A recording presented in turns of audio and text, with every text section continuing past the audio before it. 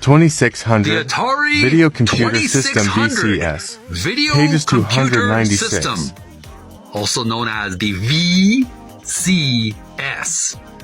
Designer Fred Thompson / engineer Doug Hardy. We're about to learn about the birth of this milestone video game console in just a few minutes on Video Gamers Oasis on TikTok with your host Jeremy. Stay tuned. How's it going? It's Jeremy from Video Gamers Oasis on TikTok, back again with some more. Someone might find it dry, others might find it very stimulating. Trivia reading of this book that I've been reading called Art of Atari by Tim Lapetino. We're near the end of this book.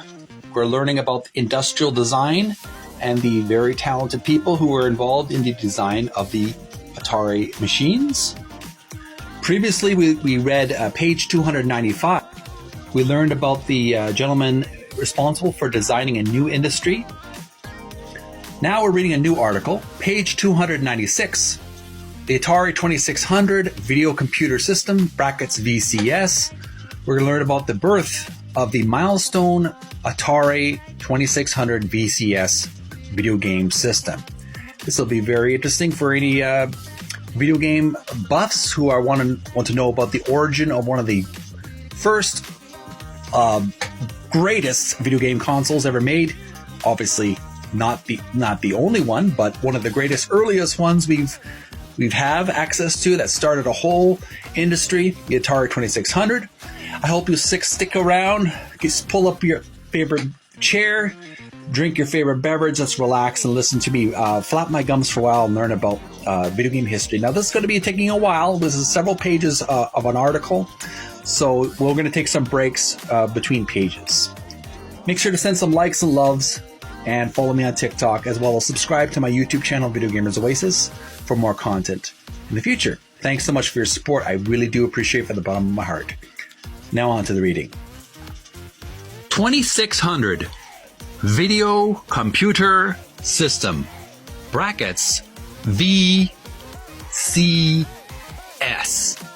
Designer Fred Thompson / engineer Doug Hardy. Undoubtedly, Atari's signature video game console, the Atari 2600, was an evolutionary step from the company's dedicated TV game systems like Home Pong and its iterations. With these, Bushnell and his team sought a way to bring games closer to players, right into their living rooms. This was a significant shift from the coin-op market to one aimed directly at consumers. A new product, code named Stella, would be built upon many of the design lessons learned from those who cut their teeth crafting arcade experiences. The Video Computer System, brackets VCS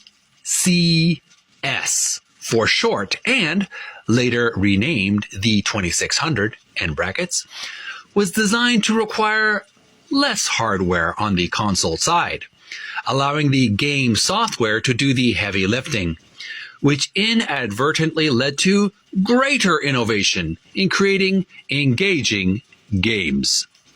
The move was a practical one, partially based on cost, but ended up baking in a technological flexibility that let the 2600 live on long after its contemporaries became irrelevant. The initial design of the 2600 console was done by industrial design manager Fred Thompson and chief engineer Doug Hardy. Hardy was a strategic choice, as Atari hired him away from Fairchild Electronics in the wake of its creation of the Channel F.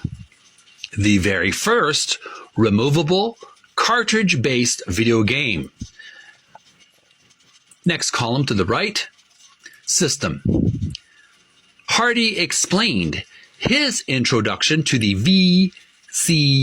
VCS. They had just come up with the idea, he said. I think they may have had Fred Thompson's industrial design already. I was the first engineering hire for Atari, and they treated me like a king, saying, "You can have anything you want." I reported directly to the VP of Engineering. Hardy's welcome at Atari was not overblown, as he had specific experience from Fairchild in the challenges of engineering and design. As the inventor of the cartridge mechanism for the Channel F's games. Next paragraph. Thompson began his tenure at Atari in early 1975, initially modifying existing designs for Atari's home Pong.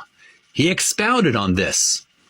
Nolan Bushnell told me, "I am hiring you to save me from my own bad taste." They needed a little guidance on the design side, but they had solved the technology. And it was only when they wanted to get into the consumer market and had sold to Sears that they needed some finesse in the designs. They had a home Pong unit that was black and yellow, and honest to God, it looked like a bumblebee.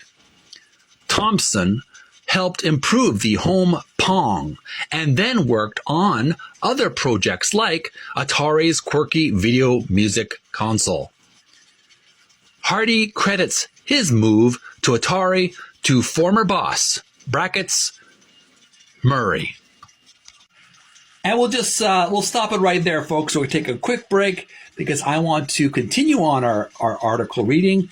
The next page, we're going to continue on to the next page, 297. I hope you'll join me on Video Gamers Oasis on TikTok. Also subscribe to Video Gamers Oasis on YouTube if you want to hear the rest of the article. So stay subscribed and more after this. Thanks so much for watching. Send some likes and love if you like video game trivia and video game history. Bye for now. Stay tuned for more.